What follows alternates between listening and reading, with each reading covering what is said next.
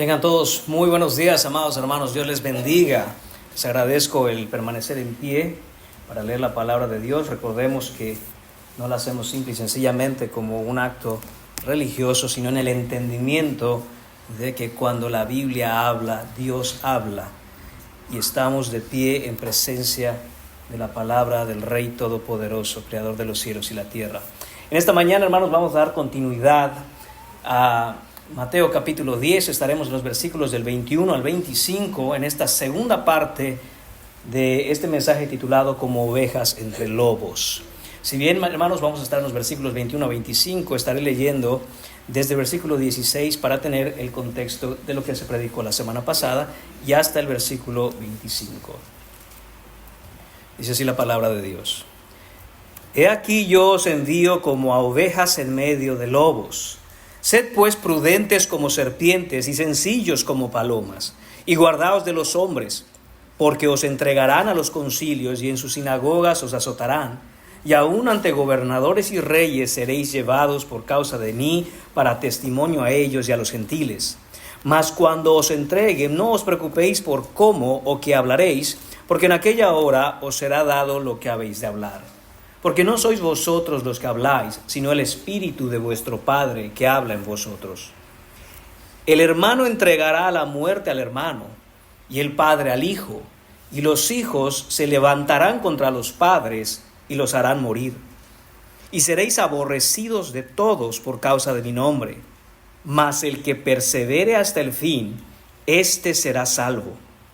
Cuando os persigan en esta ciudad, huid a la otra, porque de cierto os digo que no acabaréis de recorrer todas las ciudades de Israel antes que venga el Hijo del Hombre. El discípulo no es más que su maestro, ni el siervo más que su señor. Bástale al discípulo ser como su maestro y al siervo como su señor. Si al padre de familia llamaron Belcebú, ¿cuánto más a los de su casa? Oremos. Señor y Padre, damos gracias nuevamente en esta mañana, bendito Señor Jesús.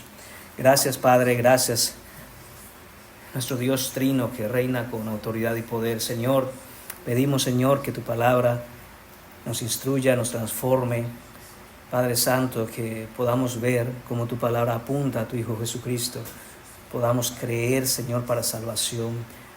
Señor, que nuestra fe, Señor, sea fortalecida, que nuestra vida sea instruida, que nuestra conducta, Señor, sea incluso reprendida, Señor, en aquellas cosas en las que no te honramos, Padre. Queremos hacerlo y sabemos que solo por tu gracia, Señor.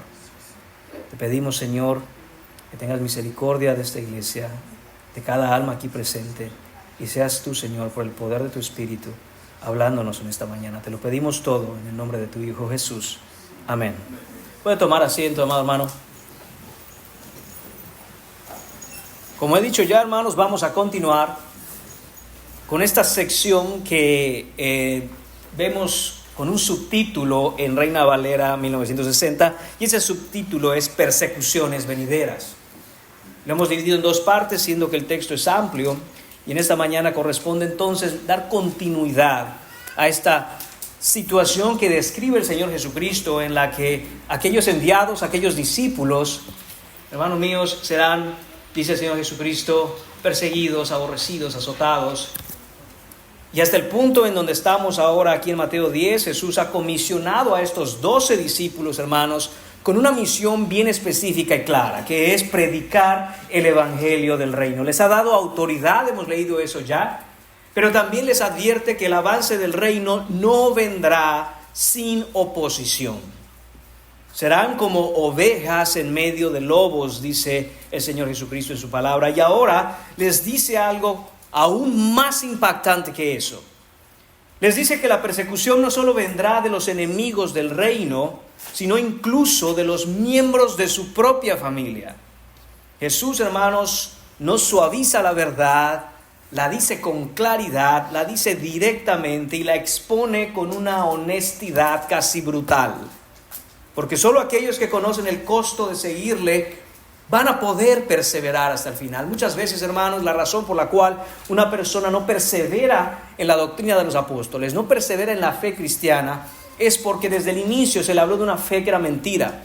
Y cuando empiezan a vivir las cosas que de hecho son verdad porque el Señor nos ha instruido que así serán, entonces renuncian. Repito, solo aquellos que conocen el verdadero costo de seguir a Jesús son aquellos que pueden perseverar hasta el final, porque el Evangelio no es una invitación a la comodidad, es un llamado a la guerra. Tendremos, hermanos, este texto dividido en 4 partes. Nuestros 4 puntos de enseñanza para esta mañana son: punto número 1, el precio por pagar, en el versículo 21. Punto número 2, el problema a padecer, en el versículo 22. Punto número 3, el plan para perseverar, en el versículo 23. Y por último, el punto número 4 será el parecido al Padre, versículos 24-25. Así que, hermanos, entramos de lleno en el versículo número 21, punto número 1 de esta mañana, el precio por pagar. Dice el texto: el hermano entregará a la muerte al hermano y el padre al hijo, y los hijos se levantarán contra los padres y los harán morir. Hermanos míos, esto es una declaración absolutamente contundente. Cuando vemos que dice el hermano entregará a la muerte al hermano, la palabra hermano aquí se refiere literalmente a un hermano, es decir, a un hermano en la carne, a alguien que pertenece a la familia consanguínea de uno. Cristo pone ante los discípulos, hermanos, una realidad hasta ahora para ellos impensable. Y esto es que la fe en Jesucristo puede fracturar incluso los lazos más fuertes de una familia. Y es que cuando un corazón se rinde a Cristo y otro lo rechaza dentro de la misma familia consanguínea, la cruz se convierte entonces en una espada que divide los hogares. El Señor Jesucristo está citando de hecho la misma idea del profeta Miqueas en Miqueas capítulo 7 versículo 6. Es, hermanos míos, digno de notar que Jesús no se inventaba nada. Lo hemos dicho en otras ocasiones. A veces tenemos la idea de que Jesús vino y que en aquel momento, cuando Jesús predicaba, Él empezaba a hablar con cualquier cosa que se le viniera a la mente o se le ocurriera.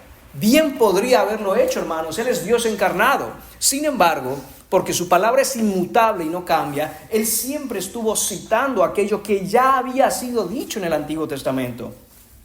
Miqueas capítulo 7, versículo 6 dice lo siguiente: porque el hijo deshonra al padre, la hija se levanta contra la madre, la nuera contra la suegra, y los enemigos del hombre son los de su propia casa.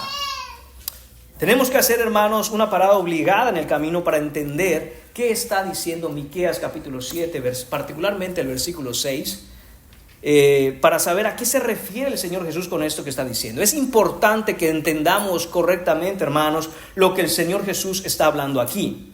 Miqueas capítulo 7 forma parte de la última sección del libro de Miqueas, por supuesto. Y el profeta lamenta profundamente y con dolor la corrupción total de Judá. En los versículos 7 del 1 al 6, Miqueas comienza describiendo el estado espiritual del pueblo, el estado espiritual de la nación, el estado espiritual del país, si quiere verlo así. En el versículo 2 nos dice que no hay hombres piadosos ya en esa nación. Dice, no hay misericordiosos y no hay rectos. En el versículo 3, Miqueas dice que los gobernantes son corruptos. Dice, el príncipe demanda, pide y exige. En el versículo 3 dice, los jueces aceptan sobornos, el juez juzga por recompensa, dice literalmente Miqueas capítulo 7. Los amigos traicionan, dice Miqueas en el versículo 5. Dice, no creáis en ningún amigo. Y finalmente en el versículo 6 dice, las familias mismas se desintegran en el caos y hay un desorden en el hogar, de tal modo que se crea un entorno deprimente de miseria, pecado y destrucción. Esto es, hermanos míos, un diagnóstico que está haciendo Miqueas del pueblo de Judá en ese instante. Este diagnóstico nos habla de cómo el pecado ha llegado a su punto más profundo. Y esto es la ruptura del orden social a nivel nacional a causa de la destrucción familiar. Hermanos, en alguna ocasión me preguntaron cómo es posible que creas en un libro que fue escrito hace miles de años si estamos en otros tiempos. Hermanos, cuando veo lo que describe Miqueas, eso es exactamente lo que está pasando hoy. Todo sector de la sociedad ha sido profundamente infiltrado e infectado por el pecado, de tal manera que se vive en un caos, en un desorden que produce miseria, dolor y destrucción. Y la familia, hermanos, no es la excepción. La familia es la célula básica de la relación del pacto de Dios. Incluso estudiosos, filósofos y pensadores no cristianos han identificado a la familia, dicen ellos, como la célula de la sociedad. No, no es la célula de la sociedad. En lo poco que pueden ver estas personas, estos pensadores, estos filósofos, identifican a la familia como una célula importante.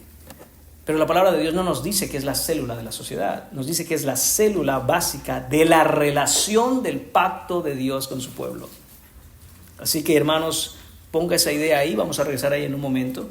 Quiero hablar un poquito del contexto histórico de lo que nos está diciendo Miqueas. Recuerde, para poder entender por qué Jesús está diciendo lo que dice. Miqueas profetizó entre los años 740 y 700 antes de Cristo, en los mismos días que Isaías. Y Judá se encontraba moralmente podrida, espiritualmente ciega y en dirección a la autodestrucción, literalmente hablando. Eso me recuerda a muchos países hoy, incluido este en el que vivimos. La idolatría había penetrado todo lugar, desde los líderes del pueblo como sacerdotes y gobernantes hasta los hogares. La injusticia social crecía sin límites. Sobornos, opresión, corrupción, crueldad de la clase gobernante, gobiernos que solo buscaban enriquecerse a costa del pueblo. ¿Les suena familiar? El juicio de Dios por medio de Asiria y luego Babilonia se acercaba inminentemente. Y Miqueas lo sabía. En este contexto, hermanos, el amor por el pecado y la deshonra a Dios había incluso roto los lazos consanguíneos más cercanos, que es la familia. Porque cuando un pueblo, hermanos, se aleja de Dios, el Dios bíblico, el Dios de la Biblia, ningún vínculo, incluido el familiar, puede resistir. Los hogares, hermanos, debían ser el reflejo del pacto de Dios, pero ahora estaban convertidos en verdaderos campos de batalla. Hogares disfuncionales, familias rotas, faltas de respeto entre los miembros de la familia, peleas, traiciones, enemistades, envidias, adulterios, unos aprovechándose de los otros. Los padres no se terminan de morir y los hijos ya se están peleando la herencia. ¿Les suena familiar esto? Hermanos, no ha cambiado mucho la cosa, sino es que en todo caso ha empeorado. Pero hay una razón de raíz, hermanos, que produce esto, y es el hecho de que hay un significado teológico cuando hablamos de la familia.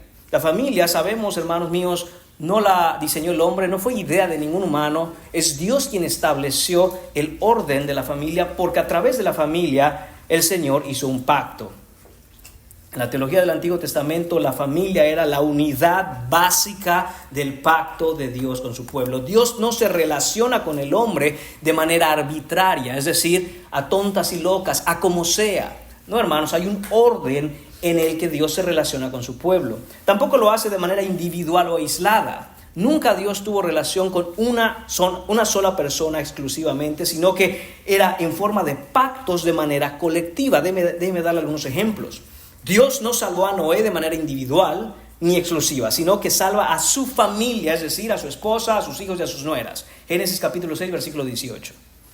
Dios no hace un pacto, por ejemplo, con Abraham como individuo, sino que promete bendecirlo a él y a toda su descendencia o a toda su familia para hacer de bendición a todas las familias de la tierra. Génesis capítulo 12, 2, 3 y también capítulo 17, versículo 7. Moisés, hermanos, declara la ley de Dios a todas las familias del pueblo. Esto es Éxodo capítulo 19, versículo 8.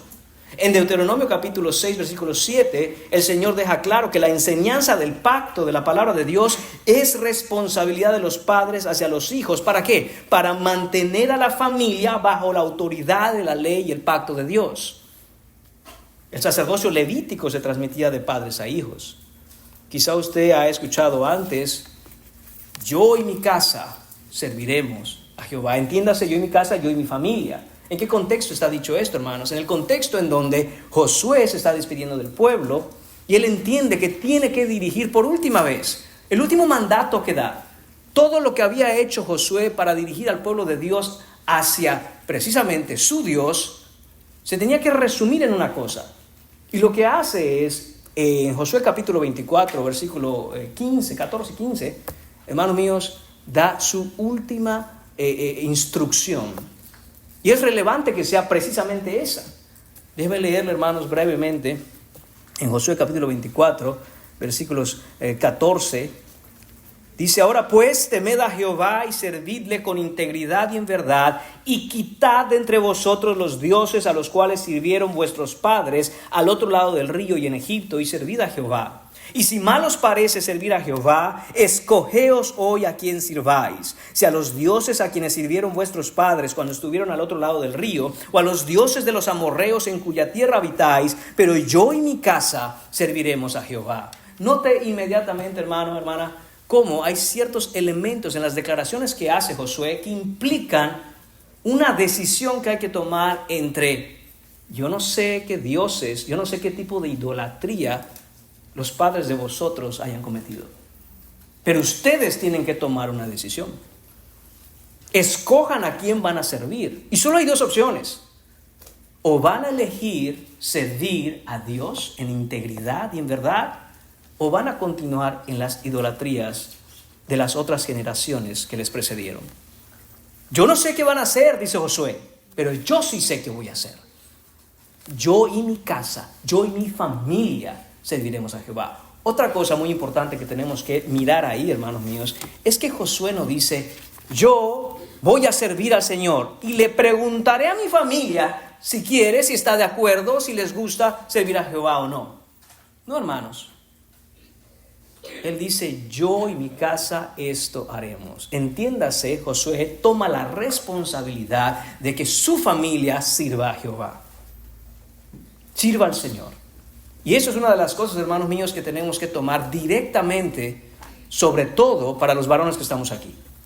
Si tú eres hombre, entiende esto, hermano, entiende esto. Una de las razones por las cuales la sociedad está a patas para arriba, en un caos, en un desorden, es porque el hombre ha renunciado a decir: yo y mi casa serviremos a Jehová. No, ahora están los hombres diciendo: bueno, déjalo crecer, es que así son las cosas. Cuando crezca, que el niño decida qué quiere. No, hermanos. Claramente lo que vemos es cómo Dios, repito, se relaciona con su pueblo a través de pactos. Y esos pactos no son individuales, son colectivos, son comunitarios. Son las familias de la tierra que habían de ser bendecidas por el Salvador, aquel que se ha prometido desde los tiempos de Abraham. La familia, hermanos, constituye entonces la unidad de enseñanza práctica y espiritual del pacto de Dios. Del mismo modo que Dios Padre enseña, cuida, provee, dirige y protege a los que son suyos, protege a sus hijos. Así cada familia debe ser el reflejo de ese pacto en la enseñanza y cuidado de los niños en el seno familiar. Muchos de aquí estamos familiarizados, conocemos que el matrimonio es ese reflejo, es ese ejemplo vivo del Evangelio, es decir, de Dios en Jesucristo con su esposa la iglesia. Pero a veces olvidamos, hermanos, que de hecho otra de los ejemplos, otra de las cosas que va conectada juntamente con ello es que la familia debe ser precisamente el ejemplo vivo. No solo ya el matrimonio, la familia completa es y debe ser el ejemplo vivo de la relación de pacto de Dios entre Él y nosotros. Si nosotros como familia no reflejamos eso, ¿de qué Dios me estás hablando? ¿Dónde está tu Dios? Se vive igual y sin ninguna diferencia con muchas de las familias que son ateas. Entonces, ¿cuál es el punto? No hay ninguna realidad de aquello que nosotros decimos profesar. Por eso Dios instruye, instituye y se relaciona de esta manera con su pueblo. Cuando las personas, hermanos, por lo tanto, que conforman una familia, le dan la espalda a Dios, le dan la espalda a todo lo que el Señor enseña, solo queda el caos. Es el seno de la familia la tierra fértil para la semilla del árbol que da frutos de justicia. El evangelio en casa produce valores cristianos en la sociedad. Podemos quejarnos de la sociedad todo lo que queramos, inclusive con justa razón, hermanos, pero si no estamos nosotros trabajando desde casa, esto es imposible. Cuando el profeta describe entonces que hay hijos contra padres, hijas contra sus madres, está mostrando que la incredulidad a Dios y la ruptura del pacto destruye todo orden relacional, primero familiar y después social. Esto es lo que quiere el profeta que escuche el pueblo. Y esto es lo que Jesús quiere que sus discípulos escuchen y entiendan. Debió haber sido, hermanos, duro de escuchar algo como esto. Para nosotros, en nuestra sociedad, aún por muy difícil que pueda uno leer esta palabra y decir qué duro es esto, hermanos, pero ya estamos mucho más desensibilizados a la verdad. Pero para los judíos esto tenía que haberse entendido desde la perspectiva del pacto. ¿Cómo es posible que en una familia se pueda vivir así? ¿Cómo es posible que en una familia se tenga que vivir en pleitos, en contiendas, en celos, en iras, en fornicaciones? ¿Cómo es posible? Eso únicamente nos muestra o nos señala el caos espiritual, la podredumbre espiritual en la que la gente vive. No es casualidad que se viva así en un hogar o en una casa. Cuando le da la espalda a Dios un pueblo, una nación, una familia, una iglesia, todo se pierden y le dan la espalda a todo lo que es bello, bueno y verdadero. Lo bello, hermanos, es manifestación de lo bueno es manifestación de lo verdadero. Nada bello surge de lo que es malo y nada bueno surge de lo que es mentira. Por lo tanto, vemos nuestras sociedades, vemos alrededor, inclusive vemos dentro de nuestras propias familias extendidas. Y lo que vemos, hermanos, es esto de lo que está hablando Miqueas y que el Señor Jesucristo quiere señalar. El pecado no solo afecta a la relación vertical con Dios, sino también la horizontal, la relación horizontal con los demás, con la familia. Este caos y desorden familiar es de hecho la evidencia visible de un pueblo que ha rechazado al Dios vivo, fiel y verdadero. Entonces, hermanos, regresando a Jesús. Jesús cita este texto en Mateo 10:21 y nuevamente lo va a citar en Mateo 10, versículos 35 y 36, no porque está promoviendo la división. Atención a esto, Jesús no está promoviendo la división familiar. Jesús no está diciendo si eres cristiano tienes que abandonar a tu familia. No es eso lo que está diciendo Jesús, sino que está revelando el mismo patrón y está dando el mismo diagnóstico que da Miqueas 750 años atrás. Y esto se repetirá cuando el Evangelio, el nuevo pacto de Dios en Cristo, se proclame en medio de un mundo caído, entre familias despedazadas y en desorden que le han dado la espalda a Dios. El Señor Jesús lleva la idea del pacto a su cumplimiento. ¿Qué está haciendo el Señor Jesús? No está destruyendo los lazos familiares, no está destruyendo la familia, sino que está redefiniendo la verdadera familia del pacto. Esto es lo que está haciendo Jesús aquí, hermanos. Por eso es que me he tomado el tiempo para explicar todo esto, porque es necesario entenderlo. A veces tenemos la idea o hemos escuchado que debemos de alguna forma priorizar a nuestros hermanos en la fe, y eso es cierto. Pero tenemos que entender las razones por las cuales los vínculos consanguíneos quedan en segundo lugar cuando los vínculos espirituales son reales. Porque Jesús redefine, repito, la familia y los miembros de la familia en el nuevo pacto. Dice Mateo capítulo 12, versículo 50, porque cualquiera que hace la voluntad de mi Padre que está en los cielos, ese es mi hermano y hermana y madre. ¿Recuerda el contexto en que esto fue dicho? Jesús está predicando, hay un montón de gente alrededor de él, y María, la madre de Jesús, y los hermanos de Jesús quieren hablar con él y no pueden, porque están rodeados de muchísima gente. Y entonces se entiende que los hermanos de Jesús y su madre empiezan a decir, puede llamar a Jesús, dígale que aquí está su mamá, dígale que aquí están sus hermanos, que necesitamos hablar con él. Y entonces llega de boca en boca, ¿verdad? Esto hasta Jesús, oye, que allá están tus hermanos y está tu madre, quieren hablar contigo. Jesús continúa su predicación y de hecho toma esta situación para enseñar algo en ese instante. ¿Y qué es lo que dice? Lo que les acabo de leer en el versículo 50 del capítulo 12 de Mateo, hermanos.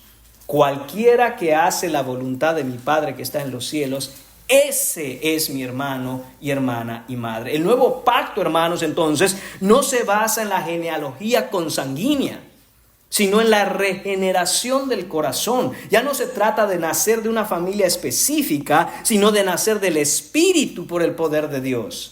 Sin embargo, el principio del hogar como lugar de discipulado y transmisión del pacto permanece. Esto es Efesios capítulo 6, versículo 4. Y vosotros, padres, ¿es usted padre? Esto es lo que dice el Señor a todos aquellos que sean padres, cristianos o no, pero particularmente a los cristianos. Si usted es padre, este versículo es para usted. Vosotros padres, no provoquéis a ira a vuestros hijos, sino criadlos en disciplina y amonestación del Señor.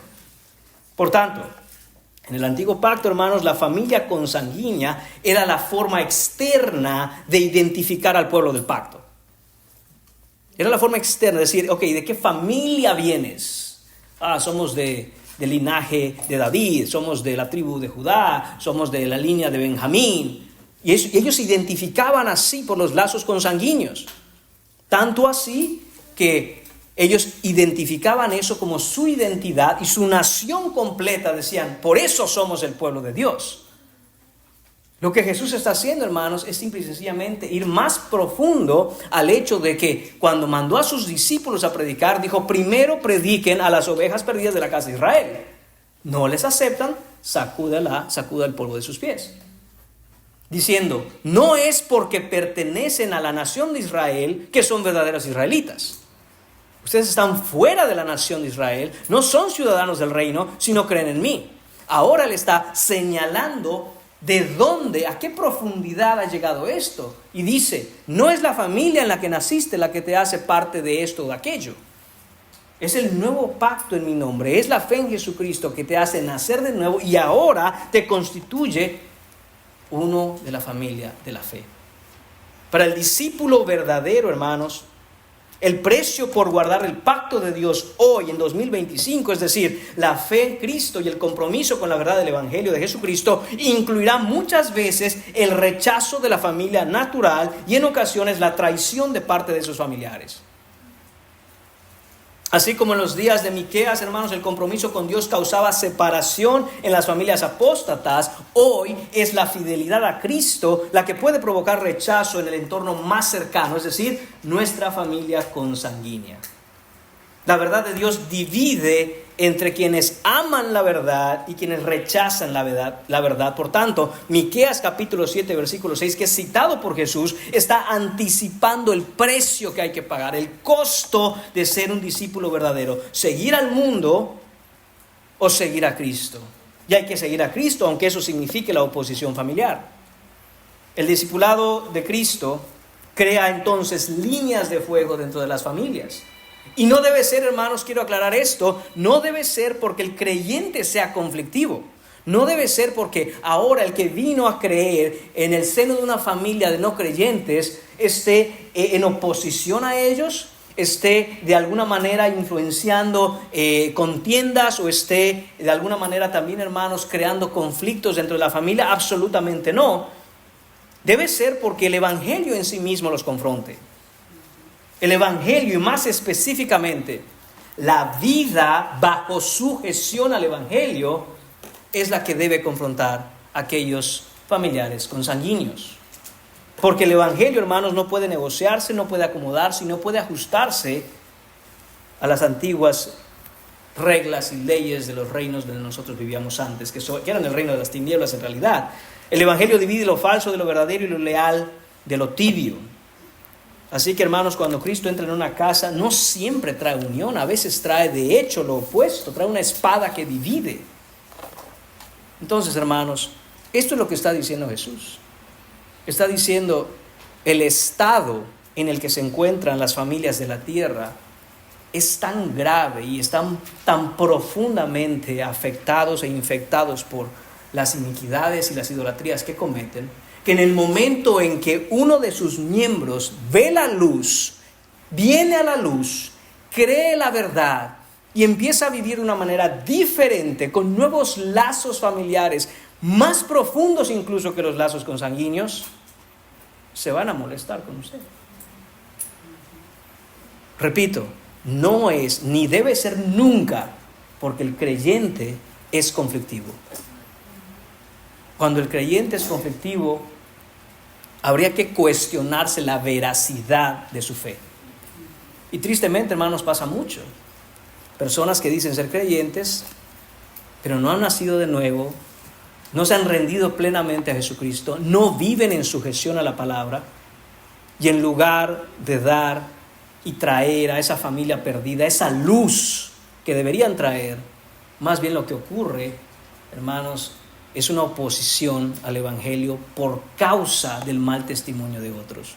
Que no seamos, hermanos, ninguno de nosotros que estamos aquí, que somos creyentes, ese tipo de cristianos. De hecho, el Señor Jesucristo no está destruyendo la familia. Está bendiciendo la familia con el hecho de que uno de sus miembros ahora le conozca. Porque es ese miembro el que está llamado a brillar la luz en medio de esa familia. A causa, como dije, del pecado, a causa de la ceguera espiritual, si ellos rechazan esa luz, están rechazando la bendición que supone el hecho de que hay un miembro de la familia que ahora es cristiano. Pero eso ya no está de nosotros, hermanos, sino de ellos. El discipulado auténtico exige una lealtad que supera los afectos naturales. Cristo debe ser amado más que al Padre, más que a la Madre, más que el Hijo, más que la propia vida. Esa es la prueba del verdadero discípulo. Y es que el amor por Cristo, hermanos, el verdadero amor por Cristo en un creyente no destruye el amor por la familia. Cuando vemos este versículo que les acabo de citar, y vemos que Jesús nos instruye a que debemos amar más a Él que a nuestro padre, a nuestra madre, a nuestros hermanos, más que a nadie. No está, hermanos míos, desmeritando ni destruyendo el amor por nuestra familia. De hecho, está haciendo lo contrario. Él ordena en su justo lugar a la familia para amar a la familia verdaderamente. ¿A qué me refiero con esto? Hermanos, ¿qué es verdadero amor? Confrontar a la familia muchas veces con nuestra vida en su pecado para que vengan a Cristo, o seguir en el mismo camino de condenación que ellos siguen. Hermanos, por supuesto que es mucho más amoroso y requiere una profunda convicción en la verdad, el poder vivir y decirle muchas veces a nuestros padres, a nuestras madres, a nuestros hermanos, no, cuando la palabra de Dios me instruye a que yo diga no.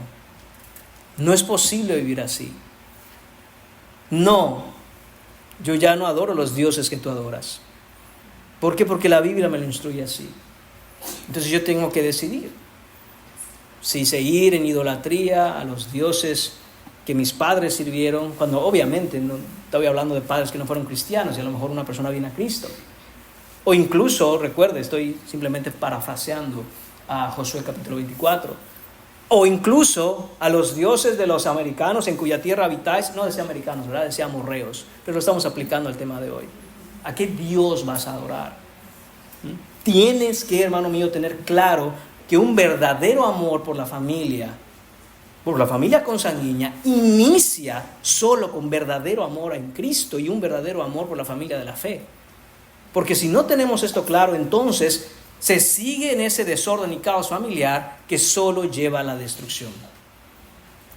Repito, el amor verdadero por Cristo hace que ahora la familia en la sangre tenga su justo lugar para amarlos verdaderamente. Vemos con ojos de realidad quiénes son nuestros familiares y hermanos, y debemos amar, debemos orar, debemos clamar por cada uno de nuestros familiares consanguíneos que no están aún en la familia de la fe. Eso es lo que debemos hacer. Y Jesús nos dice, pero si hay un rechazo y oposición abierto, claro, contra el Evangelio y contra ti que has sido salvado precisamente con el propósito de que esa familia, aún la familia extendida, no hablo ahora de la familia nuclear, que eres tú, hermano, tu esposa y tus hijos, aún esa familia extendida, si rechazan el Evangelio, me rechazan a mí. Entonces el asunto está ahora entre ellos y Dios. Punto número 2 en esta mañana, hermanos, el problema a padecer, versículo 22. Dice, y seréis aborrecidos de todos por causa de mi nombre, mas el que persevera hasta el fin, este será salvo. Aquí Cristo, hermanos, amplía completamente el círculo de oposición. Ya no es solo, hermanos, los gobernantes, ya no es solo, hermanos míos, los sacerdotes, la gente religiosa, no es solo la familia. Dice aquí, todos os aborrecerán. El odio será generalizado. ¿Por qué? Dice el texto, por causa de mi nombre. Es el nombre de Cristo el problema con el mundo. Es el nombre de Cristo, hermano mío, hermana mía, el problema con el mundo. Esto ya lo habíamos tratado de alguna manera cuando Jesús en versículos anteriores dice por causa de mí. Ahora simplemente está diciendo por causa de mi nombre. El nombre de Cristo significa su persona, su obra, su palabra, sus enseñanzas, sus valores, su deidad, su reino, todo lo que Él representa, el modo de vivir que Él manda, el reino que Él viene a traer. Eso es el nombre de Jesucristo. Todo lo que Él representa. Hermanos, podemos salir y reunir un montón de gente en una plaza pública, llamar de lo hermoso que es el amor y que debemos amarnos los unos a los otros, como si fuéramos Mahatma Gandhi o algún tipo de hippie, amor y paz, hermanos, y todo esto. ¿Y sabe qué va a hacer el mundo? Le va a aplaudir. El mundo le va a aplaudir. Necesitamos más amor. Amén. Bueno, no dirían amén, ¿verdad? Porque son inconversos, pero dirían, sí es lo que necesita este mundo. Más tolerancia, sí, más tolerancia. Pero cuando usted diga, bueno, eso es verdad, pero ¿sabe una cosa? En esto es que conocemos lo que es el amor. Mirad con cuán grande amor nos ha amado el Padre, que dio a su Hijo Jesucristo, para que aún nosotros siendo pecadores, ¿qué? En ese momento le van a tapar la boca. ¿Cómo que Jesucristo? ¿Cómo? Eso es el verdadero amor. No hay amor mayor que este, que uno dé la vida por sus amigos. Está hablando Jesucristo en la palabra y dice esto. Esto es amor. Entonces, hermanos, el problema es el nombre de Jesús. Usted puede hacer lo que quiera. Cualquier acto noble, cualquier ayuda, cualquier tipo de atención a los necesitados, todo va a ir muy bien hasta que usted diga, es que es en el nombre de Jesús y mientras estamos haciendo tal o cual buena obra que debemos hacer, déjeme decirle quién es usted y quién es Dios. Dios es santo y usted pecador, y solo en Cristo podemos tener reconciliación con Él. ¡Oh, ahí está el problema! Jesucristo, su enseñanza, sus palabras, su evangelio, su modo de vida. Y todo aquel que no esté en Cristo no verá la salvación.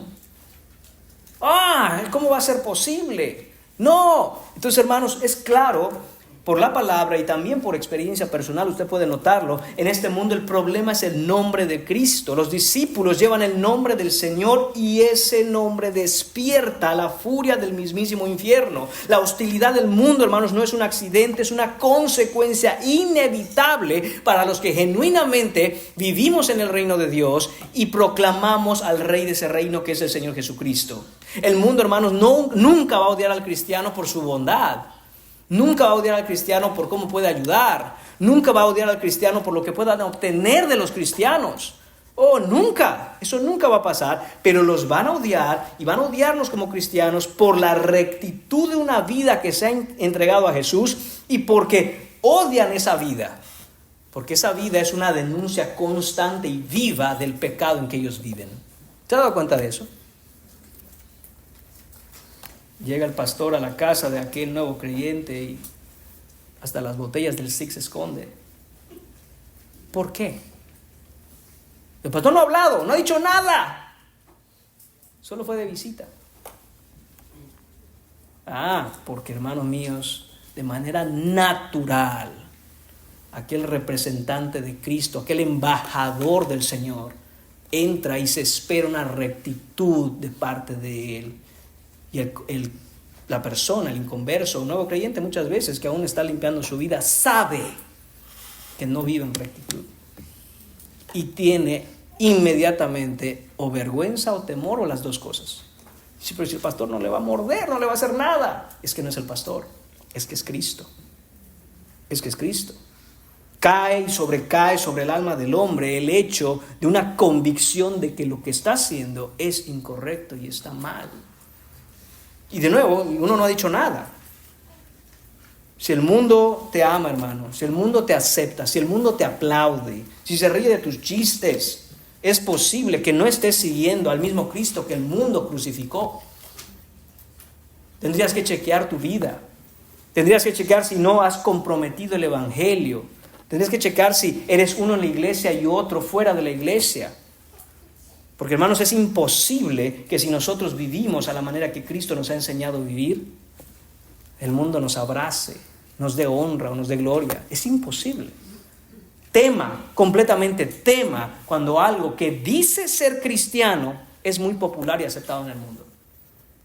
Huya, tenga todas las dudas posibles, porque no es posible, hermanos míos, que algo que venga directamente de la enseñanza bíblica del Señor Jesucristo sea aceptado por el mundo. No lo aceptan. No lo aceptan. Son agua y aceite. El odio hacia los santos, hacia los creyentes, es una evidencia de que pertenecemos al reino. Cristo dejó claro esto en Juan capítulo 15, versículos 18 y 19. Si el mundo os aborrece, sabed que a mí me ha aborrecido antes que a vosotros. Dice el Señor, sépanse esto. Va a llegar un momento en donde no van a estar de acuerdo con ustedes, no les va a agradar lo que ustedes dicen, no les va a agradar la manera en que viven. Pero sépanse que eso ya me lo hicieron a mí antes. Pero observe la promesa, hermanos. Ante todo el sufrimiento que uno puede enfrentar, ante toda persecución por fidelidad al Evangelio, quiero aclarar, no un sufrimiento general. El texto específicamente habla de un sufrimiento a causa de la persecución que se va a dar contra los cristianos por ser fieles al Evangelio. Esta es la declaración y la promesa. El que persevere hasta el fin, éste será salvo. Hermanos, ¿qué está en juego? La salvación de tu alma está en juego. Eso es lo que está en juego aquí. Aquí no estamos hablando, hermanos, de perder un concurso de popularidad. Aquí estamos hablando, hermanos, de acabar en el infierno o llegar al cielo. De eso estamos hablando. Perseverancia es la esencia de la declaración que hace Jesús aquí. Perseverancia, permanecer firme. ¿Qué significa eso? Hermanos, significa resistir. Significa seguir hacia adelante bajo total presión, ser constante, ser fiel, tener una fidelidad inquebrantable en medio del sufrimiento. Eso es perseverancia, hermanos. La perseverancia implica que van a haber obstáculos, implica que va a ser cuesta arriba, implica que va a ser contracorriente. Pero cuando vemos que un cristiano, a pesar de todo eso, continúa, esa perseverancia, hermanos míos, nos dice algo. Esa perseverancia nos habla de la autenticidad de la fe. Mire, es triste, pero es la realidad.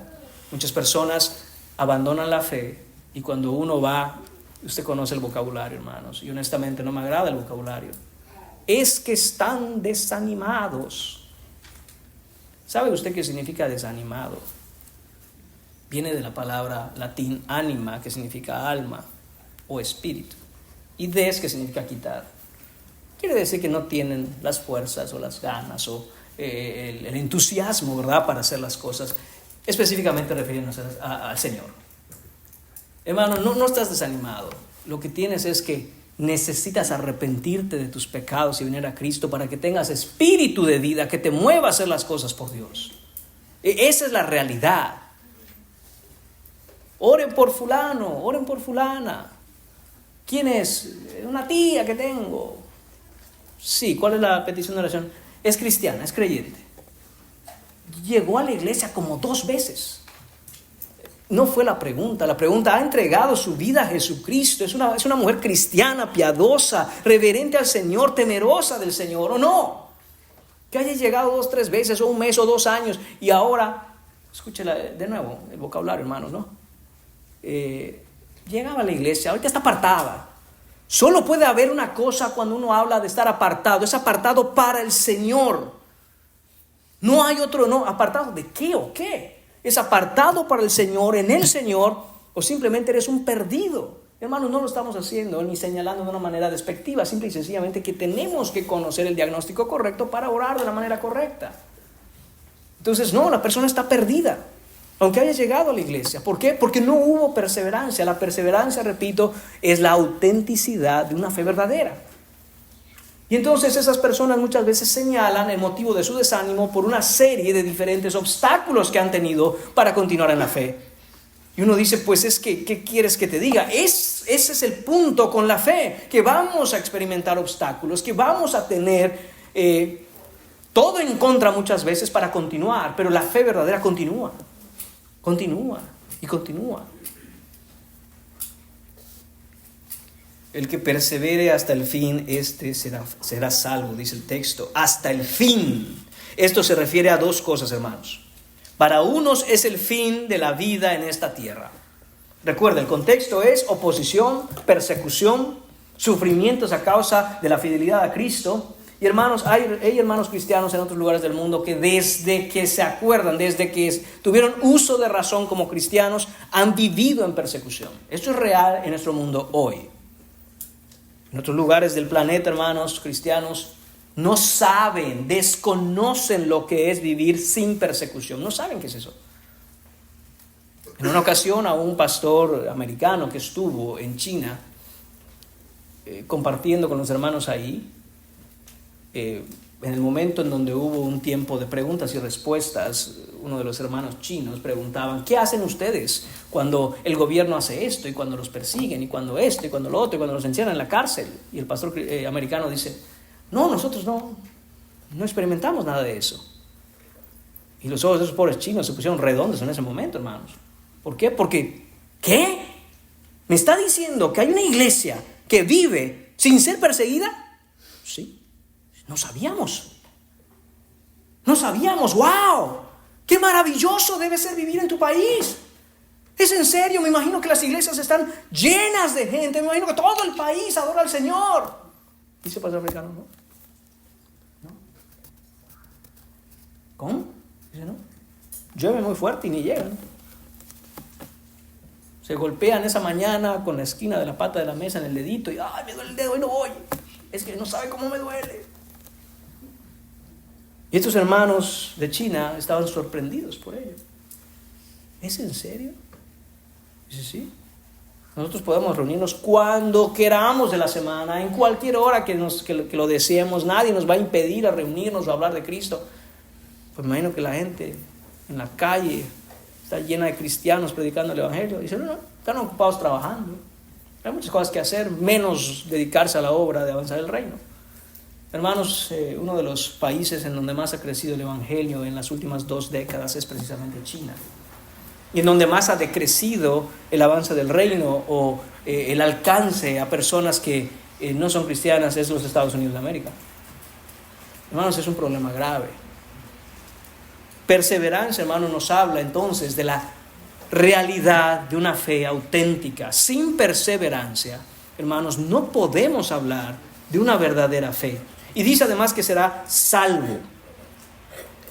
Esto es, hermanos, que salvará su alma de los tormentos de la persecución en este mundo temporal y de la condenación en la eternidad en el infierno. De eso está hablando. Entonces, hasta el fin puede referirse a una persona que ha sufrido persecución toda su vida y va a perseverar hasta el último día de su vida, y ese día, hermanos, entonces terminará ese sufrimiento, será salvo de eso. Para otros, hermanos, ese hasta el fin y ese ser salvo implica el hecho de que podrán ver quizá y presenciar la consumación final del reino de Jesucristo. Es decir, estarán vivos cuando el Señor llegue. Y si usted lee Apocalipsis, entenderá que van a haber sufrimientos como no los ha habido en este planeta, particularmente contra los cristianos. Pero en medio de eso el Señor vendrá a salvar a su pueblo. Entonces, el Señor Jesucristo nos está hablando, hermanos, que esa perseverancia, no importa el momento en que nos encontremos en la historia de la humanidad, debe ser constante, debe ser viva. Debemos entender que esa es la manera en que la verdadera fe será transformada, probada, pulida. Y ahora, algo muy importante, hermanos, muy importante. Cristo no está enseñando que es necesaria la perseverancia para poder obtener la salvación. Cuidado con eso. No estamos diciendo que una persona necesita esforzarse por perseverar para que un día, quizá, si perseveró, entonces obtenga su salvación. No, hermanos, la perseverancia no es la causa de la salvación, sino que es la evidencia y consecuencia necesaria de una salvación genuina. ¿Qué estamos diciendo, hermanos? En otras palabras, que la perseverancia no gana la salvación, sino que la perseverancia muestra que la salvación es auténtica, que ha habido salvación en el creyente.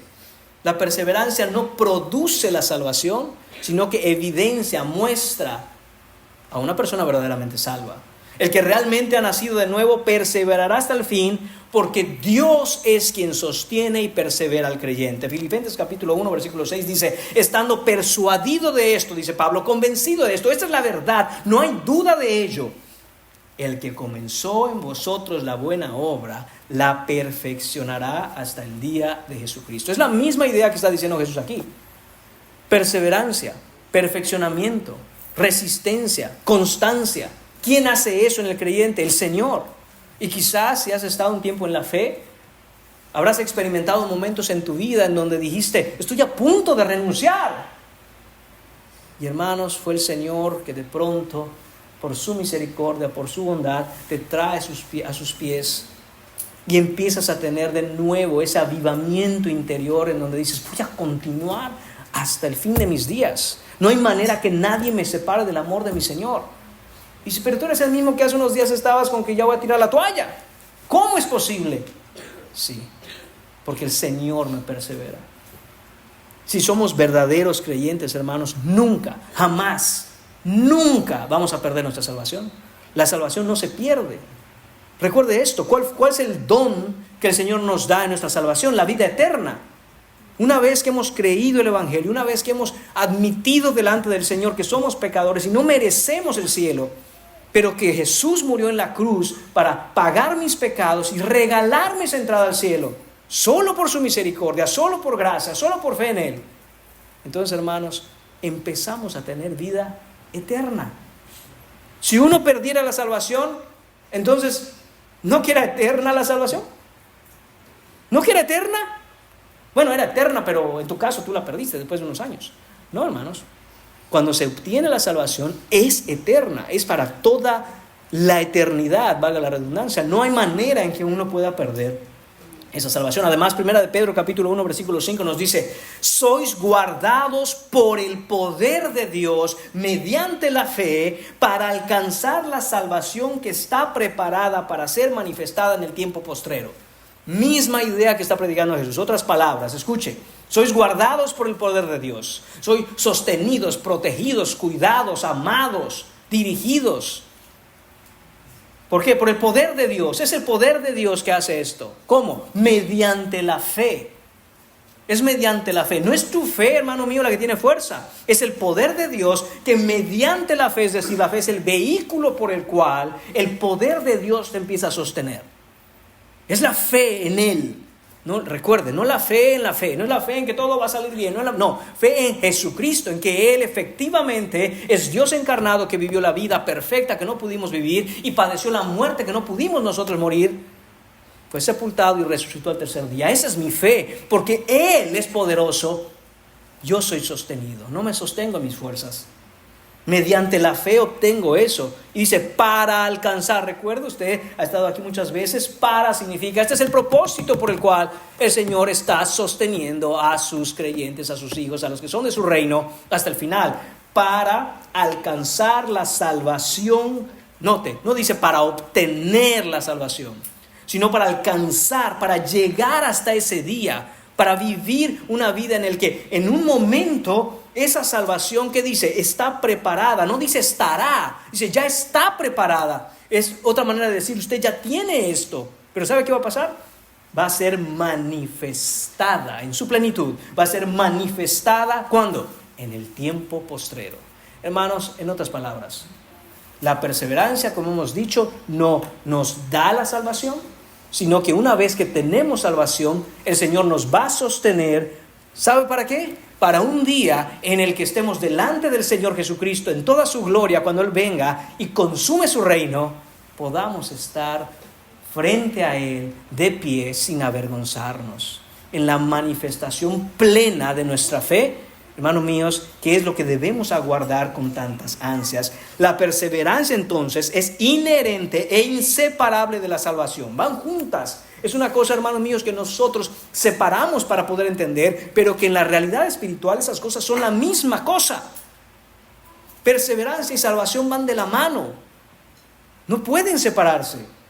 El creyente genuino persevera, hermanos, no porque sea fuerte, sino porque Cristo, que es fuerte, lo sostiene. La fe que se desvanece ante el fuego de la persecución nunca fue fe salvadora.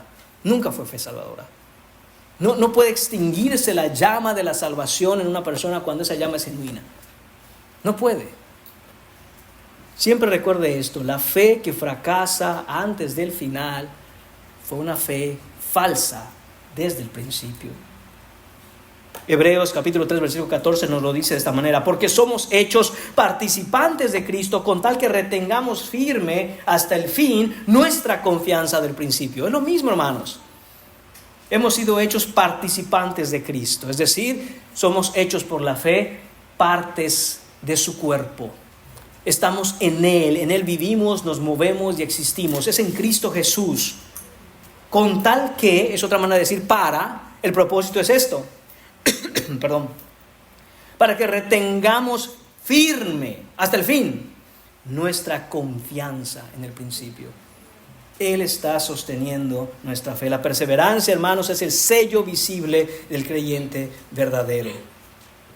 Hermanos, el cristiano enfrenta entonces la presión de un mundo secular. Para nosotros quizá no nos están persiguiendo porque vivimos en Occidente, ¿verdad? No estamos siendo perseguidos, no nos están matando, asesinando, echando a los leones, matándonos a filo de espada, hermanos, por ser cristianos. Sin embargo, hermanos, tenemos que entender que la persecución es parte de nuestra vida cotidiana.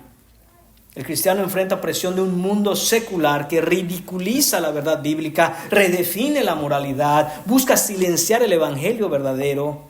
La fidelidad a Cristo entonces nos puede costar en nuestro mundo, en nuestra sociedad, en el tiempo que estamos viviendo hoy. Hermanos míos, nuestra reputación, nuestras oportunidades laborales, relaciones personales, todo esto, hermanos míos, está en juego y debemos estar listos para pagar el costo si somos cristianos. Perseverar hasta el fin entonces para nosotros significa mantener una lealtad inquebrantable a Cristo cuando el costo social, relacional o emocional es más alto cada día. ¿Qué va a pasar? ¿Que ya no te van a hablar en el trabajo porque tú te pones a orar antes de comer? Pues que no te hablen.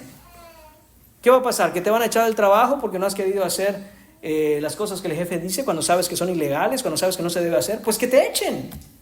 Que te echen. Hermanos, esta es la rectitud que el Señor nos pide que tengamos. A muchos no los han echado del trabajo porque andan echando mentiras. Se los digo, hermanos, con total fidelidad, con total honestidad. Muchos aquí no les han echado del trabajo. ¿Sabe por qué? Porque están mintiendo.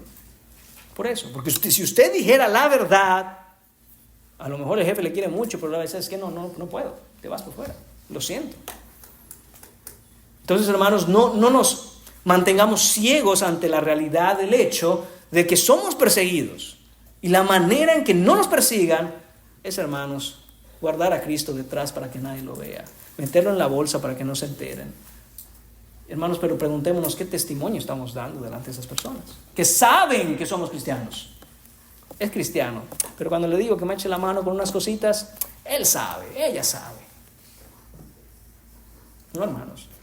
No es eso lo que el Señor nos está pidiendo que hagamos. De hecho, debemos resistir, hermanos, quizá no espadas, pero sí la asimilación a un mundo que nos pide vivir bajo sus reglas.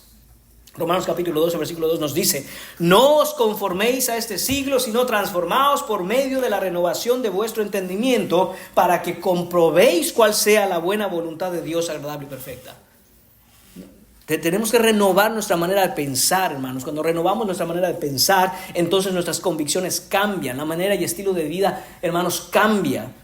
Y nuestra familia, en el seno de nuestro hogar, regresamos y conectamos esto con aquel pacto del que les hablaba. La unidad básica del pacto de Dios para con un pueblo es la familia. Entonces la familia va a vivir diferente. Muchas familias que viven del mismo modo, agradando al Señor, se reúnen en una iglesia y esa iglesia, haciendo su labor, empieza a transformar una sociedad, una nación y el mundo. Ese es el plan, hermanos míos, que Jesucristo tiene para la iglesia. Y nos dice, cuando vivan así, van a ser perseguidos. Todo aquel que quiera vivir piadosamente sufrirá persecución. Punto número 3 en esta mañana, hermanos. Quedan 2 puntos y obviamente serán mucho más breves. El plan para perseverar, hermanos. Punto número 3, versículo 23. Cuando os persigan en esta ciudad, huid a la otra, porque de cierto os digo que no acabaréis de recorrer todas las ciudades de Israel antes que venga el Hijo del Hombre. Aquí Cristo, hermanos, enseña un principio vital. ¿Qué cosa es? Que la valentía y coraje que debe tener el creyente no excluye ni elimina la prudencia y la sabiduría. El Señor Jesús no nos ordena buscar la persecución, no nos ordena ser mártires por Él, aunque el martirio pueda venir. Nos ordena, hermanos, a enfrentar la persecución con sabiduría, ya lo habíamos hablado antes. Lo que quiere decir, hermanos, que hay un tiempo para resistir la persecución y hay un tiempo para huir de ella. Hay un momento para hablar y un momento para guardar silencio. Nunca debe ser primero guardar silencio y luego pensar si hablamos. Siempre hay que hablar y después de un tiempo quizá consideremos el guardar silencio. El evangelio, hermanos, debe avanzar, pero cuando una puerta se cierra con violencia por los hombres, otra puerta se abrirá por providencia de Dios. Vemos nosotros en el libro de los Hechos, hermanos, cómo estaba la iglesia primitiva reuniéndose en los primeros capítulos del libro de Hechos. Reuniéndose y las almas iban siendo agregadas a la iglesia. Todas aquellas almas que debían ser salvas, el Señor las estaba incluyendo en la iglesia. Y empezó la iglesia a caer en algo que el Señor no había mandado. ¿Y qué es eso? Hermanos que querían quedarse todos viviendo en paz y armonía, juntos, amándose los unos a los otros de una manera cristiana y bella. ¡Amén! ¡Gloria a Dios! Pero el Señor les recuerda que esa vida solo la van a tener en el cielo. Aquí en la tierra hay una guerra que luchar. Entonces, hermanos, la persecución por parte de Roma hace que la iglesia cumpla el propósito de Dios. ¿Cuál había sido el propósito de Dios? Que iban a ser testigos, hermanos, en todo lugar hasta los confines de la tierra. Y entonces, hermanos, la iglesia primitiva y los hermanos ahí un día dijeron, ¿saben qué? Nosotros no vamos de aquí. ¿Por qué? Porque este gobernador, el César, está matando a cristianos. La verdad, hermanos, yo no estoy listo para morir. ¿Pero por qué no estaba listo para morir? ¿Porque tenían sueños en la vida que cumplir? ¿Porque tenían metas laborales que lograr? No. El sueño que tenían que cumplir estos cristianos eran los propósitos eternos de Dios, que es avanzar el reino. Y entonces, hermanos, lo que motivó y movió a estos hermanos a abandonar Jerusalén, a abandonar el lugar donde estaban, hermanos, no fueron mejores oportunidades de vida, no fueron un mejor empleo, no fueron mejores condiciones de salud. Fueron, vámonos, porque si no nos matan, y si nos matan, ¿quién habla del reino? Y a donde vayamos, llevemos el evangelio. Hermanos, y es así como al paso del tiempo, estoy hablando de cientos de años, el imperio romano cayó ante la predicación del evangelio, ante la locura de la predicación del evangelio. Entonces, hermanos, el Señor Jesucristo nos está diciendo que incluso cuando un cristiano decide abandonar un lugar a causa de la persecución, ese hermano probablemente no está siendo cobarde, está siendo sabio. Siempre y cuando ese hermano se esté moviendo a otro lugar, entendiendo que su propósito es ir a otro lugar a llevar el mismo evangelio que lo salvó a él. Cuando un hermano quiere abandonar la persecución, simple y sencillamente porque quiere un mejor ambiente, unos mejores, como diríamos, hermanos, condiciones de vida, para poder vivir tranquilo, ese hermano está siendo cobarde. Ese hermano está siendo cobarde, no ha entendido. Recuerda que el Señor Jesucristo dice, el que quiera guardar su vida, la perderá. Y el que pierda su vida por causa de mí, del evangelio, la salvará. Y quiere decir, hermanos, que todo lo que hacemos, incluido el irnos de un lugar o quedarnos, tiene que estar claramente determinado en función de cómo nosotros vamos a llevar el evangelio a otros. Si no es por eso, hermanos, pregúntate entonces, ¿para qué eres cristiano? Porque estando aquí o estando allá, si no tienes claro el propósito de tu vida como cristiano, estás legítimamente caminando a ciegas. No sabes hacia dónde te diriges. Dice el Señor que no acabaréis de recorrer todas las ciudades de Israel hasta que venga el Hijo del Hombre. Esto apunta, hermanos, al cumplimiento parcial de la misión apostólica antes de la destrucción de Jerusalén. En el año 70 iba a venir una destrucción sobre Jerusalén que había sido profetizada en el Antiguo Testamento, y Jesús hace referencia a ella muchas veces, y dijo él, muévanse de ciudad en ciudad, váyanse de aquí antes que venga esto, porque Jerusalén va a ser destruida y no quedará piedra sobre piedra. Los hermanos que fueron obedientes a esa instrucción del Señor Jesucristo, de hecho, salvaron no solo su vida, sino las de los demás cuando llevaron el evangelio a otros lugares a donde ellos iban. La misión, hermanos, no detendrá La misión no se detendrá hasta que sea cumplida y Cristo regrese. Lo que quiere decir para nosotros esto, hermanos, es que hay una obra que hacer. El Señor no ha llegado, no sabemos cuándo volverá, pero hermanos, hay muchos lugares que hay que alcanzar antes de que el Señor vuelva, y eso, repito, es la función de la iglesia. Nadie más lo va a hacer. No hay ninguna organización en este planeta que vaya a decir, oigan, ¿y si hacemos algo por las iglesias cristianas para que puedan alcanzar a las naciones del mundo? Eso jamás lo va a usted escuchar. No hay ninguna asociación, no hay ningún tipo de organización mundial sin ánimo de lucro. Nada de eso hay, hermanos, que cumpla la función de la iglesia. La iglesia es la que tiene que tomar cartas en el asunto y hacer, hermanos, entonces lo que está llamada a hacer. En tiempos de hostilidad cultural, hermanos, la iglesia no se debe desesperar, pues es Dios quien usa incluso la persecución para catapultar el avance de su iglesia. Por eso, hermanos, como compartía unos minutos atrás, la iglesia en China que es perseguida es una de las que más avanza año con año, mientras que la iglesia que es completamente libre y tiene recursos, tiene dinero, tiene libertad, tiene de todo, se está yendo hacia atrás. Se está yendo hacia atrás. Y punto número 4, hermanos, el parecido al Padre. Versículos 24 y 25. El Señor Jesucristo aquí, hermanos, señala la relación que hay entre el trato que sus discípulos recibirán en el mundo y cómo lo trató el mundo a Él. Y lo hace para que entendamos que el esperar lo contrario es completamente ilógico e incongruente. Ese es el argumento que está diciendo Jesús aquí. Jesús plantea así su argumento. Versículo 24. El discípulo no es más que su maestro, ni el siervo más que su señor. Bástale al discípulo ser como su maestro y al siervo como su señor. Si al padre de familia llamaron Belcebú, cuánto más a los de su casa. Cristo aquí establece, hermanos, la norma del discipulado. Establece el patrón que un discípulo va a experimentar sí o sí si está siguiendo a Jesús. ¿Y qué es esto? Que no podemos esperar del mundo un trato mejor que el que Él recibió. Eso es todo lo que está diciendo Jesús en este argumento en los versículos 24 y 25. ¿Qué locura nos ha hecho creer que como cristianos vamos a recibir del mundo un mejor trato que recibió aquel que nosotros seguimos y que nos salvó? Hermanos, es imposible. Jesús está estableciendo esto de esta manera. Dice, no, es imposible. Y obviamente está usando, hermanos, aquí diversas ilustraciones que los discípulos estaban acostumbrados a ver, a escuchar y entender. ¿Un discípulo más que su maestro? No, eso no puede ser. Es imposible. Y a lo mejor ustedes empiezan a decir, bueno, hermanos, también hay un dicho por allá que dice que superó al maestro. Sí, hermanos, simple y sencillamente porque nosotros entendemos la relación discípulo-maestro como una relación única y exclusivamente de aprendizaje mental. Pero para estos hombres, el entender lo que era un matatei y un rabí, es decir, un discípulo y un maestro, era mucho más allá que simplemente hablar de conocimiento e información que va a nuestra cabeza. Ellos entendían, hermanos, que un discípulo tenía la misión, el propósito, la obligación, no solo de escuchar las enseñanzas de su maestro en cuestión de información, de doctrina, sino de mirar cómo él se comportaba, cómo hablaba, aprender de su carácter y ser como él.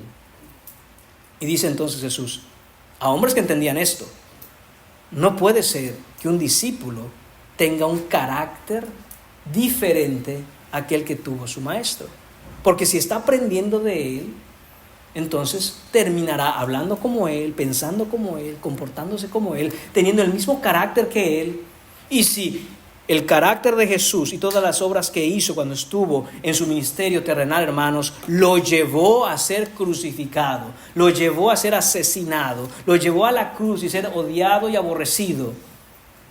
Repito, qué locura nos hace pensar que un cristiano que va creciendo en conformidad a Jesús, cada día va a ser más amado por el mundo. No, hermanos. En todo caso, la tristeza que ocasiona el hecho de que nosotros vayamos aprendiendo de Jesús, conociendo de Jesús y pareciéndonos a Jesús, es que nos damos cuenta que estamos más solos de lo que creíamos que pensábamos. Hermanos, no sé si a usted le ha pasado, pero eso sucede. Dice, ¿soy el único que cree estas cosas? ¿Soy el único que cree que un matrimonio es entre un hombre y una mujer? ¿Soy el único que cree que la homosexualidad está mal? ¿Soy el único que cree que los hijos deben ser educados en casa? ¿Soy el único que cree que la mujer debe sujetarse a su marido y el marido debe amar a su esposa? ¿Soy el único que cree? Y entonces uno empieza a ver en la Biblia, hermano, tantas cosas que dice, parece que yo soy el único.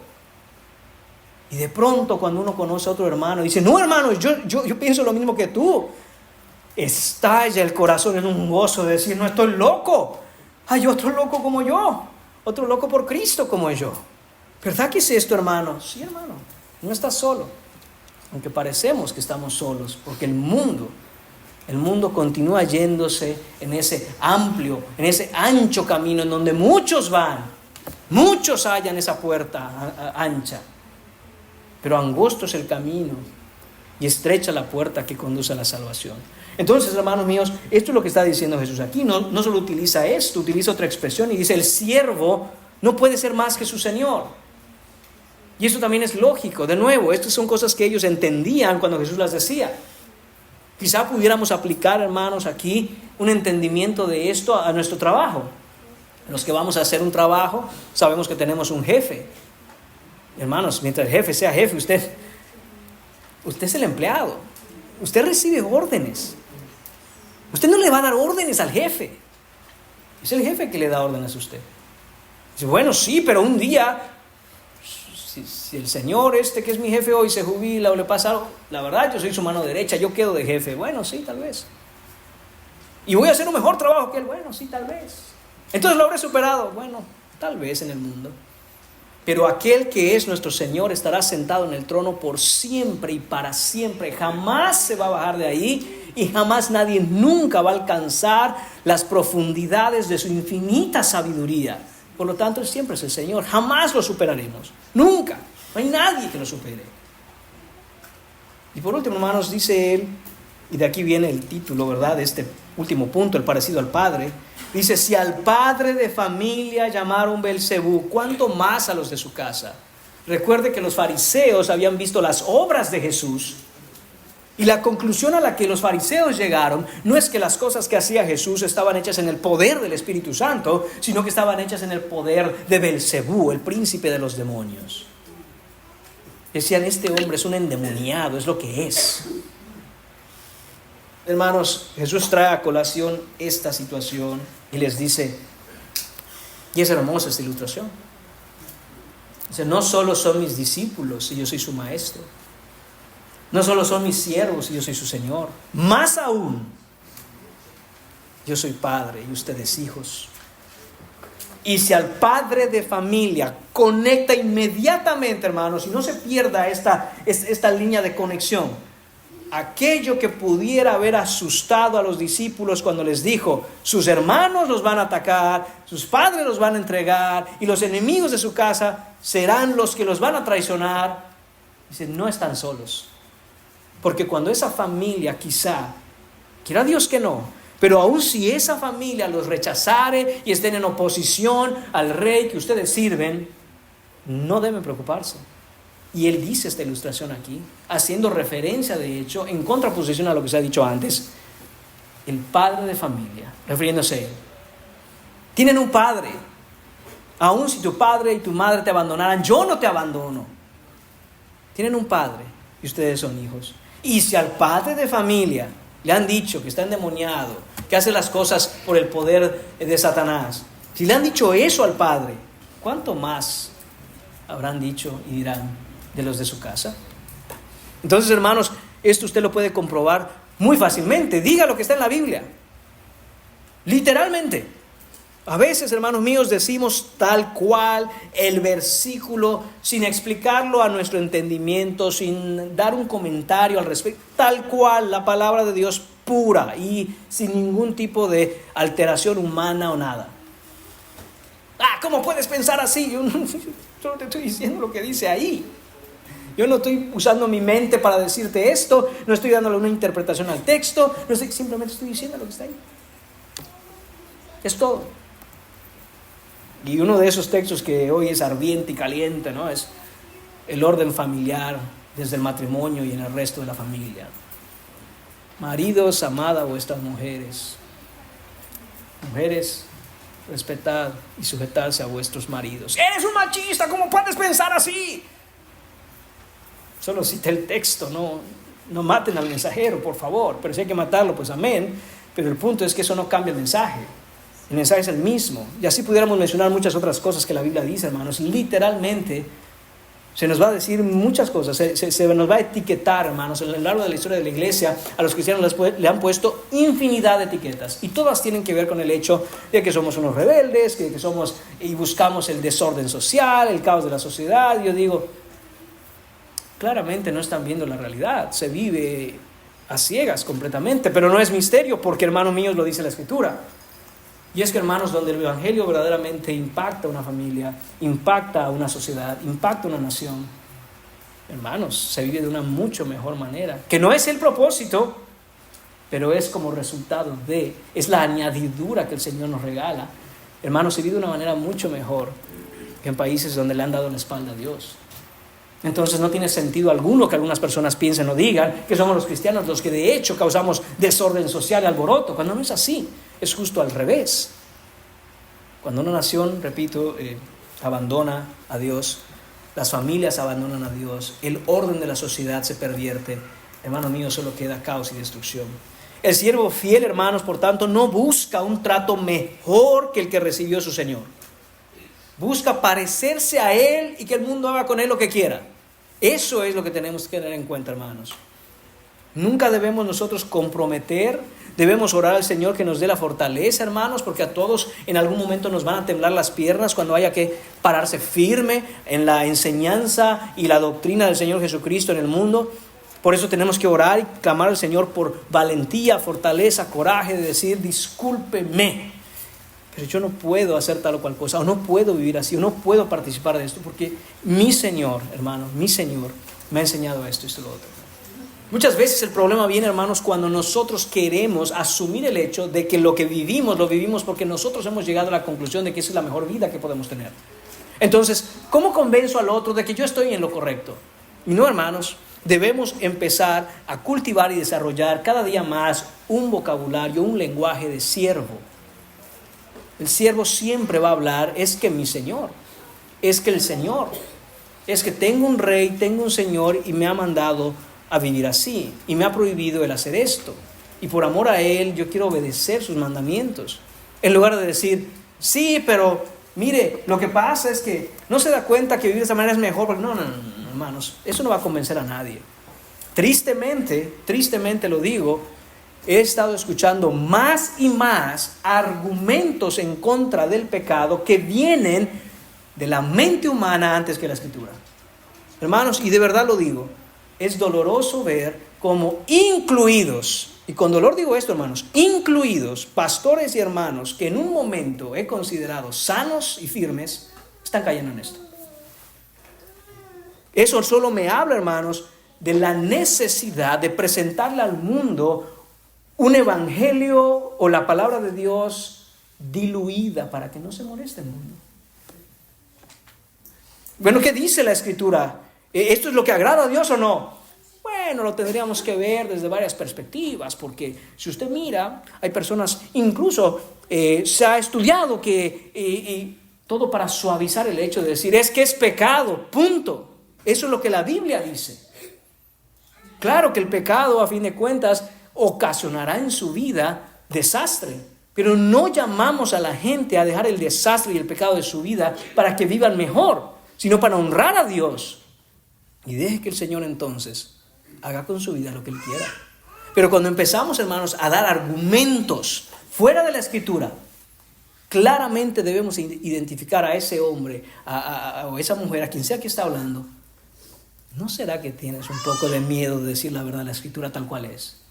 Entonces hay que buscar la manera de matizar, de suavizar, decir, hermanos, con esto no estoy diciendo que seamos groseros o seamos intransigentes.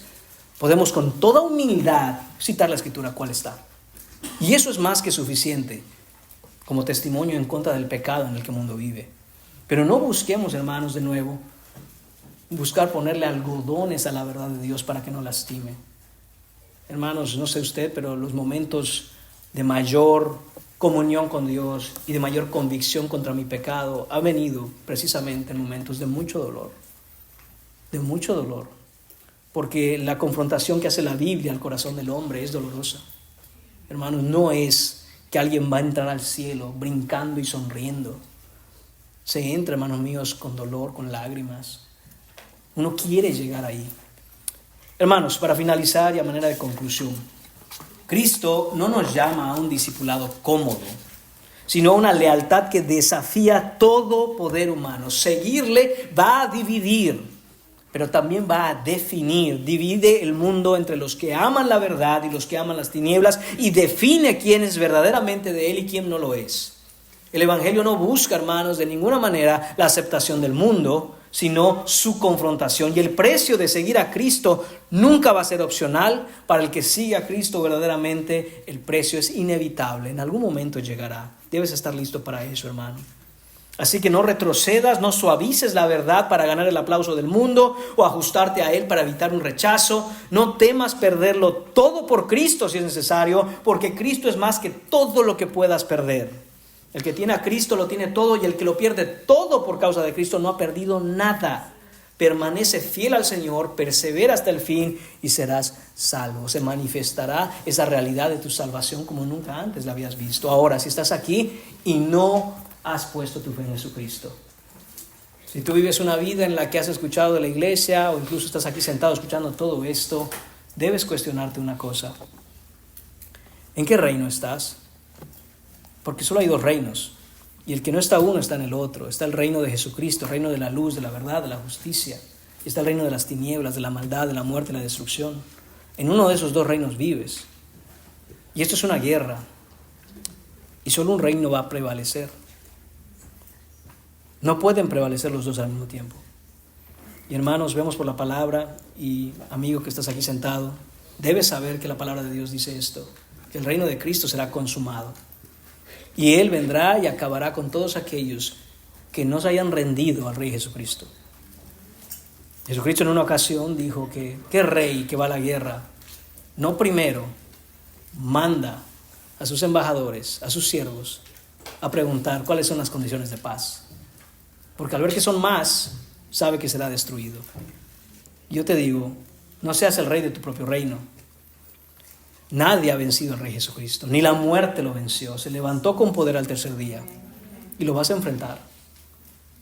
Y estas son las condiciones de paz que Jesús ofrece para aquellos que no están en su reino. Ríndete. Dobla las rodillas, pon tu fe en Jesucristo, cree en Él para salvación, admite tu pecado delante de Él, admite que estás en su contra.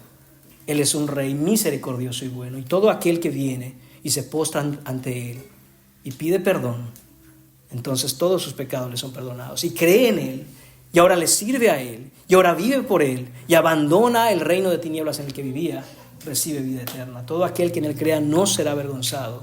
En aquel día será recibido como un hijo. Y te pido que si tú no estás en Cristo, hagas eso. Ven a Cristo en arrepentimiento y fe, porque el que en Él cree recibe vida eterna. Oremos. Señor y Padre, gracias damos, Señor, por este tiempo. Señor, te pedimos en tu Hijo Jesucristo, Señor, y por sus méritos, que en tu misericordia, Padre, traigas convicción de pecado a todos los que estamos aquí, Señor, para poder amarte más, Señor. Es el pecado el que ha hecho una brecha entre tú y nosotros, Señor. A menos pecado, Señor, mayor comunión. Señor, y queremos eso, Señor, que nos limpies de todo pecado y maldad. Ayúdanos, Señor, a amar, Padre Santo, nuestra identidad como hijos para contigo, Señor. Llamar a nuestros hermanos, Señor, que sabemos que esos lazos y esos vínculos espirituales son eternos, Señor, y son más fuertes que cualquier vínculo consanguíneo. Oramos, Señor, por nuestras familias en la sangre. Oramos, Señor Padre, por todos aquellos que, Señor Padre, no ha sido coincidencia o casualidad, nos pusiste en una familia terrenal por una razón y por un motivo. Señor Padre, ayúdanos, Señor, a poder alcanzarlos. Señor Padre, prepara sus corazones, Señor, cada vez que les prediquemos el Evangelio. Señor, y ayúdanos a ser valientes, Señor, Padre Santo, a enfrentar la persecución, incluso la persecución social, emocional, moral de esta sociedad en la que vivimos, Señor. Danos fuerza para pararnos firmes, Señor, y te pedimos, Padre, que podamos tener claro que ninguno de nosotros reciba un mejor trato del que tú recibiste, Señor. Pero haznos valientes, Señor, para predicar el reino. Te lo pedimos en el nombre de tu Hijo Jesús. Amén.